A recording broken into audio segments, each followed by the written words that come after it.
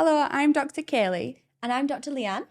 And welcome to Feel the Psychology's podcast. In this episode, we're going to be looking at debunking some common myths around mental health.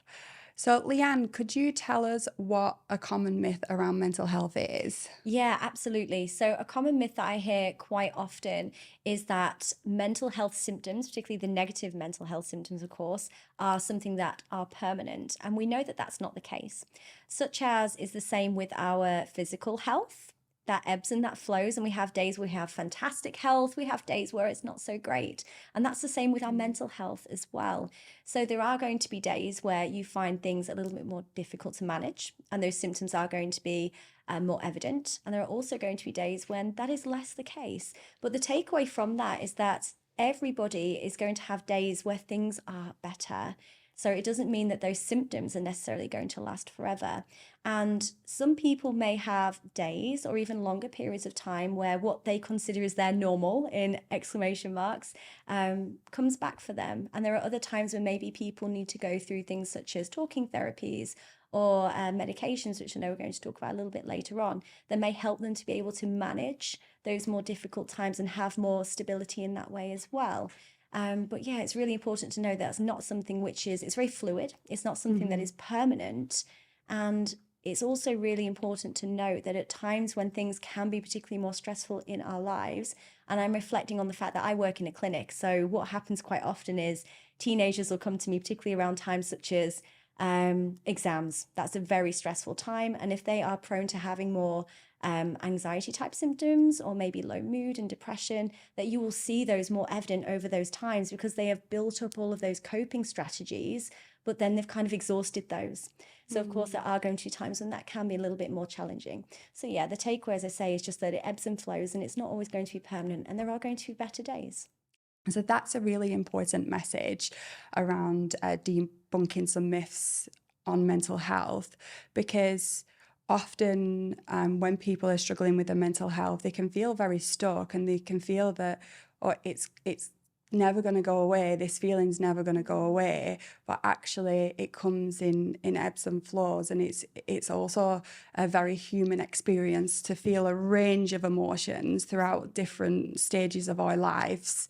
And I think another important thing to draw upon what you were saying is around the complexity of mental health. So what we often do is we try to put things into boxes because that helps us try and simplify things and understand things.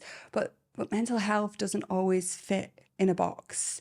It's not neat and tidy like that. There are lots of complex underpinnings and interacting factors that is going to impact the way that somebody's feeling and responding to the world around them. So it's really not the approach where it's one size fits all in response to people's experiences. Can be very individualized. Yeah, I find that people don't like that ambiguity, do they? They like to know it's this thing or it's this thing. And as you say, sometimes with our mental health, there's a multitude of things that kind of impact on that. But I find quite often that people say to me, but what is the problem? And I say it's not always that simple. You can't have that answer. But as humans, we don't like ambiguity. We like to know it's because of this. Yeah. And it's not that simple sometimes. And that's what makes it so hard as psychologists, but also as human beings, to be able to make sense of what's happening to us. Yeah, absolutely. I think that leads quite nicely onto our next point, which is about medication being the only solution for mental health difficulties. And that's a common myth. It comes from societal beliefs that mental health is purely linked to our biology. And whilst there may be an element of that, we know that it's so much wider, and it also is linked to our psychology, it's linked to our social dynamics, our life circumstances, our environment, exactly. And it's the interplay between things often. And so when we're looking at, okay, how do we manage mental health difficulties, it's really important to see it as something that's holistic and address it in a way that's holistic. Of course, medication can be helpful, and some people feel that that's the right approach for them. And you must always take the advice from an accredited mental health professional based on your unique circumstances as to the right route to take.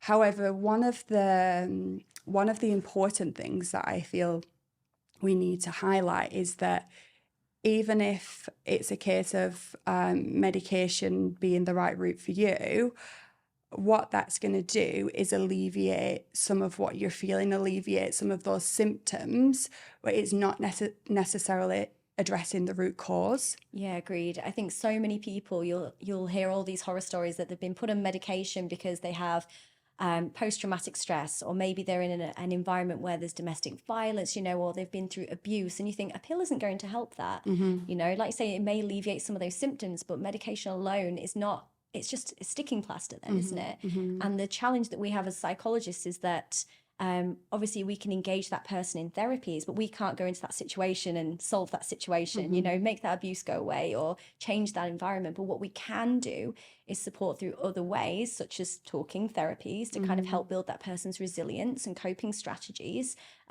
to control what they can control. Because obviously there's so many things that are out of our control. But yeah, medication's obviously, as you say, just one of those things. And it shouldn't be seen as like this is going to be a magic pill that's going to take it all away. No, exactly. And so when we're thinking about how to approach looking after our mental health in general, whether you have a mental health difficulty or not, when we're looking at, okay, how can we address some of the experiences that we're having in life that might be contributing to our mental health currently, that holistic approach of thinking, right, what is out there to address some of how I'm feeling, in addition to medication, if that's something that is the right route for you. And some of the things that we have found to be quite effective are like CBT therapies or interpersonal therapies, because it's giving people a space to reflect upon things and that holistic picture of, okay, where are some of the root causes? What are some of the triggers? And it's important for us to do that. Yeah, absolutely. And I think another common mental health myth is that you should only be accessing those sorts of therapies if you are going through a mental health problem or if you have a diagnosis. And of course, we know that also that is a complete myth, because that's not the case. And so many more people now are breaking down that stigma and going to therapy themselves, not because they feel that they're going through a particular challenging time, as you mentioned earlier, things like abuse, for example, or, a loss or something like that, but actually just to kind of be a space of self-reflection. And there's so many people now who know that it's almost a factor of success as a person, because we all have these different belief systems and thought processes, and we know that it's helpful to talk those through, whether it's difficulties at work or in relationships. Just because you're feeling stressed or anxious and have a low mood doesn't necessarily mean you have a mental health difficulty or a diagnosis, but it's still addressing your mental health to make sure you have greater well-being and you understand your drives, your motivations. So it reminds me of this article I read quite some time ago, though, from Forbes magazine. It was talking about how successful people these days are entering into therapy for that very reason. It's helping to address things such as, where does that drive and motivation come from? What is your strategies going forward? Talking about affirmations themselves, challenging things like imposter syndrome, and just thinking about, what is my life plan? Challenging their growth mindset. How amazing is that? If we all did that, if that stigma would almost vanish, because it would just be seen as this is something we need to do for ourselves. There's other things which are a lot less stigmatized that we do for our mental health every day. I know we've spoken about some of those in our well-being tips, on our Instagram page. Things such as healthy exercise, mindfulness, gratitude, journaling. Those things aren't as stigmatized, but they're just as important as engaging in talking therapy. Think about even when you go and catch up with your friends or your loved ones and you're having that chat and just talking about things that have stressed you out in the day, or your goals in life. Like, that's therapy, right? Yeah. That's almost a talking therapy. But sometimes you need that professional to kind of do that in a more structured way. And so, of course, successful people engage in that. And it's so nice that it's starting to challenge that stigma. Absolutely, because I think that is quite a core myth around mental health that we sometimes come up against is therapy is for weak people. And that is seriously damaging, I think, when we're thinking about people coming forward for support, whether they have a mental health difficulty or they're going through a tricky situation. And we, reflected earlier upon, some of those complexities of men reaching out for support because some of those underpinning stereotypes in society around therapy being for people that are weak. And what we know is that therapy is a great sign of strength. Yeah, how I see it is that supporting our mental health is similar to if we had some goals that we wanted to achieve with our fitness, if we wanted to build muscle, if we wanted to tone up, and we weren't quite sure how to do that, well, then we might hire a coach or a personal trainer. Yeah. And so many people do that, right? Now, it's the same if we want some support for our mental health. It's almost the same analogy. It's investing into my mental health is really important to me. It's a core element to the way that I live my life and the quality of my life. So why not then get somebody to support you on that journey? And we really need to move into a space where it's seen in the same way as supporting our physical health and well-being. Yeah, self-development. Absolutely. Becoming a better you in so many different ways and being your best self. It should be seen like that. It's a really good analogy. I like that.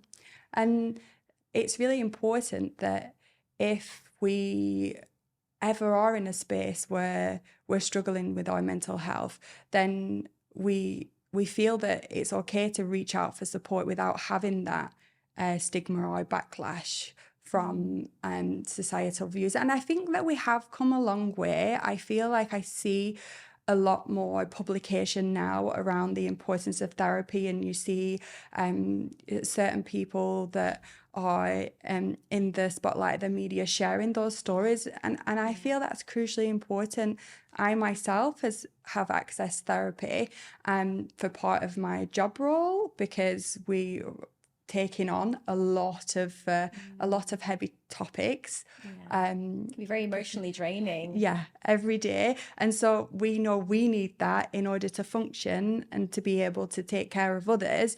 Yeah. And I've also accessed it for personal reasons. And both ways of accessing therapy have been incredibly helpful for me to have a safe space just to unpack things, reflect on things, and sometimes reframe things. Yeah. Oh, that's so nice to kind of hear as well. It's definitely something which I myself need to look into because as part of my job, I do deliver some therapy as well. But then, it's just we have supervision, of course, as you say, like which is almost like professional kind of support in that way. But it's definitely something which I need to kind of do, practice what I preach and kind of explore that myself because I know a lot of my friends have, and I don't think I've spoken to one person who's had a negative experience. Of course, it definitely, you need to make sure that you've got the right person for you as well. And sometimes it takes a few professionals to get through before you're like, okay, I'm vibing with this person. I've got the right fit. But absolutely. It's such an important message as well. It kind of makes it a lot more human to know that there's so many people around you that do experience that and go through that therapy and have such a positive experience. Absolutely. So I think we've had so much to talk about today, and we could absolutely have a whole other episode just on mental health myths. And on that note, if anybody listening has got their own kind of mental health myths that they have heard or that they need debunking, please do drop us a comment so that we can reply to you on those and kind of have a little bit of a chat about what that means for you. And please remember that if you are struggling with your mental health, then please do reach out to a mental health professional who can provide you with further specialised support and advice. We look forward to joining you in 2024 for our next episode. Take care, everyone, and have a lovely Christmas. Bye. Bye.